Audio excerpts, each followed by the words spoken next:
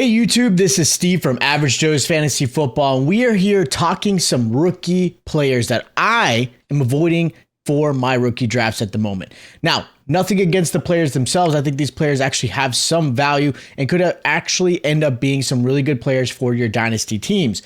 But the reason why I'm avoiding these five are because of where they are falling. These guys are falling into ADPs that they should not be, and a lot of times I'm seeing these guys getting reached way too early, and I think you could have better value in other players that may have an instant impact for your team, again, a lot sooner than some of these players. So if you guys haven't already, make sure you check out my other video that we'll talk about some gems there that I think you'll find some value in your late second, even in the third round, that I think would have value for your dynasty team. And of course, make sure you guys subscribe to any other dynasty content, and of course, getting ready for the summertime, we'll be doing a lot of redraft stuff, getting ready for the season. So let's jump right into this. Now, the first player I'm going to mention as someone I'm going to avoid at the current moment is Adonai Mitchell. Look, AD Mitchell, I have seen, and again, these are based off of my own rookie draft picks that I have seen, other rookie draft mocks, and of course, even just ADP in general from other sites.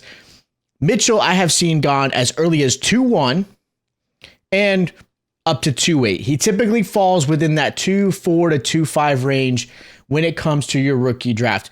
For me, having AD Mitchell at the mid-second round, I just feel is kind of a reach. I think he is definitely late second, like 2.12, early third, that I think I have the best value for him.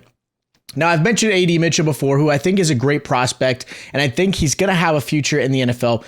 But going to this situation for the Colts, I'm not in love with it. You've got to compete with Josh Downs. You got to compete with Michael Pittman. You still have Alec Pierce and Anthony Richardson. We'll see how he comes back from his injury. We'll see if they're even going to allow him to throw, 25, 30, 40 times a game to allow all of these receivers to have any type of really strong fantasy relevancy. So with that said, AD Mitchell at the 2.1 to 2.5, I'm not going at it. Maybe a 2.9, 2.10, depending on how your roster's built. That might be okay. I would rather grab a player like Keon Coleman, maybe Xavier Legette, like those type of players in that range, because those guys are going to have instant value this season. And I think we're also really good prospects in general. So realistically, if you look at this, AD Mitchell is a player that I'm going to go later in the rounds or let someone else draft him, and I'm going to go grab a player like Keon Coleman or Xavier Legette. Just totally makes a lot more sense in these particular situations. Another player that I thought was kind of shocking, that I'm seeing in some interesting spots, is Blake Corm. Now, I like Blake Corm, but I don't love where he landed. He landed in a spot where I do believe he becomes the RB2 behind Kyren Williams. Now, McVay does tend to use an RB1 very strongly, meaning he's not in a complete split backfield. Kyren Williams saw plenty of opportunities and touches last season, and understand, he was only in his second year. Corm's coming into a situation. It's not like he's coming in behind a vet, right? He's not coming in behind somebody that's going to be replaced in a couple of years or so.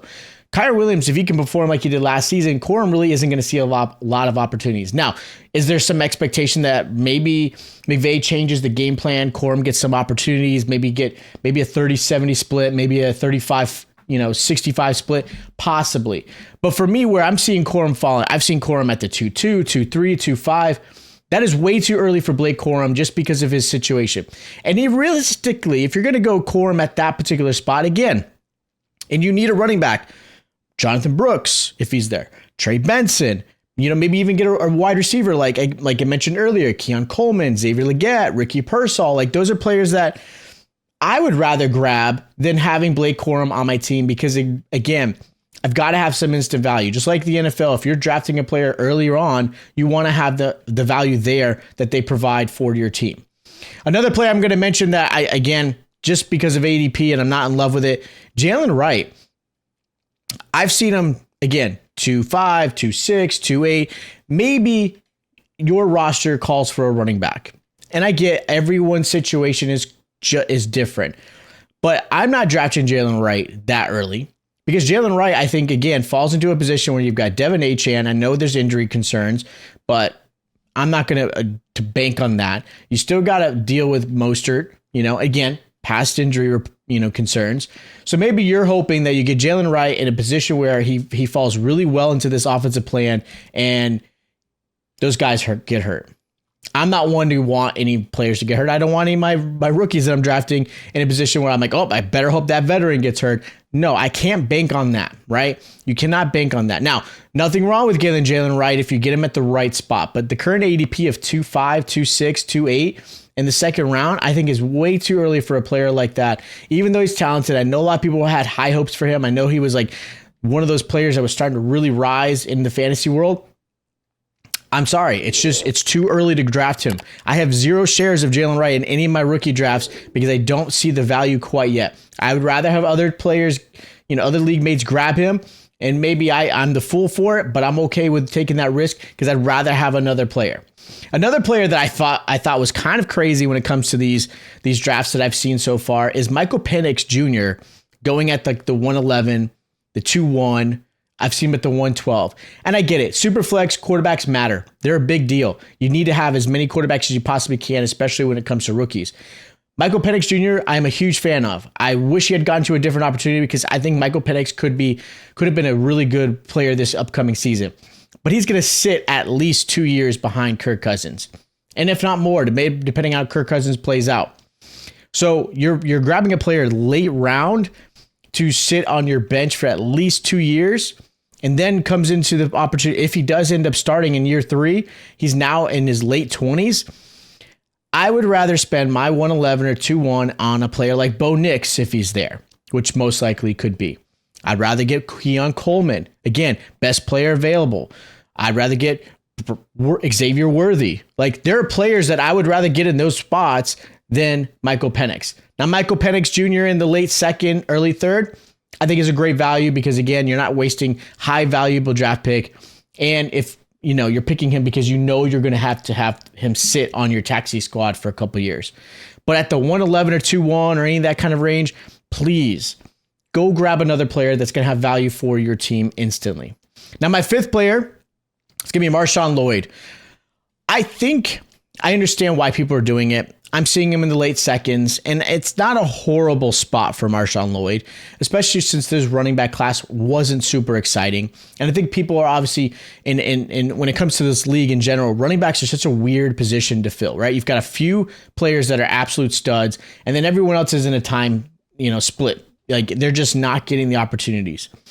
So with that said, I get the reach for Marshon Lloyd at the 211. I still think he's more of a mid-third, late third round pick because he's not going to have a lot of value this upcoming season. I think a lot of people are hoping that there's some type of situation that maybe Josh Jacobs is gone after a year and Marshon Lloyd comes in. But I'm not quite sold on that theory. I have not been sold on that theory at all. Like, I've not thought that was going to be something. They went after Josh Jacobs for a reason, and they let go one of the team's favorite players and fans' favorite players in Aaron Jones. I think they went after Josh Jacobs because they want to see him for the next few years, especially help this young team. So for me, Marshon Lloyd in the late second, even then, it's kind of a stretch for me. I would rather grab, again, another player that I think is going to have a little bit better value for my team at that particular moment. But I won't be upset if you were like desperate for a running back position and you're hoping, or maybe you've got Josh Jacobs and you want the handcuff. The handcuff rule is never a wrong thing to do. You always want to have somebody there to back up your starter. I can agree with that. Now, I do have a bonus player that I'm going to mention, and this is probably where I think a lot of the fantasy community is probably going to either comment or just completely disagree with, but Jonathan Brooks is somebody I'm avoiding. And again, not because of the player, but because of where his ADP. I've seen him at 1.6. I've seen him at 1.9. I've seen him at the 1.10. I am not going to grab Jonathan Brooks in my first round, maybe the 1.12. That's a stretch because there are other players that I'd rather grab. Now, again, your roster is going to completely dictate how that's going to be. If you're a team that absolutely has no running backs, okay, again, you got to stretch. You got to move up a little bit. You got to grab a player like that. Now, Jonathan Brooks is going into a very crowded backfield right now. He is not going to have instant value this season. It's possible. Maybe the Panthers trade Sanders. Hubbard's the one. And then Brooks comes in and gets some opportunities. But until that happens, right now you're banking on the fact that Jonathan Brooks takes over after next year. Because that's what's going to happen, right? Hubbard's probably gone. Sanders has got to be traded at this point. They spent way too much money on a player that they actually did not fall in love with, especially since this is a new coaching staff.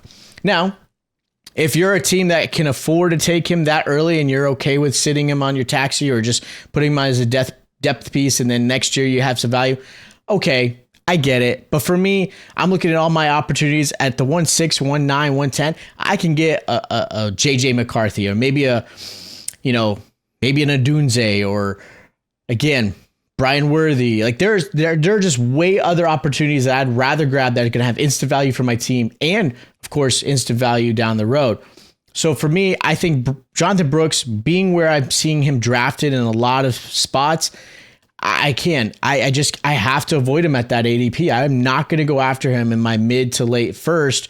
I'd rather get him in the swing in the second round, right? The 2-2, 2-3, 2-4.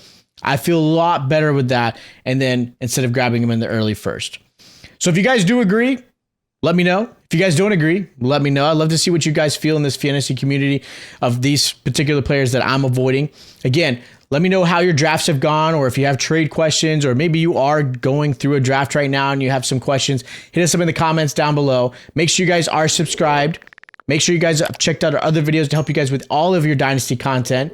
Don't forget to hit the like button, and I'll check you guys out next time.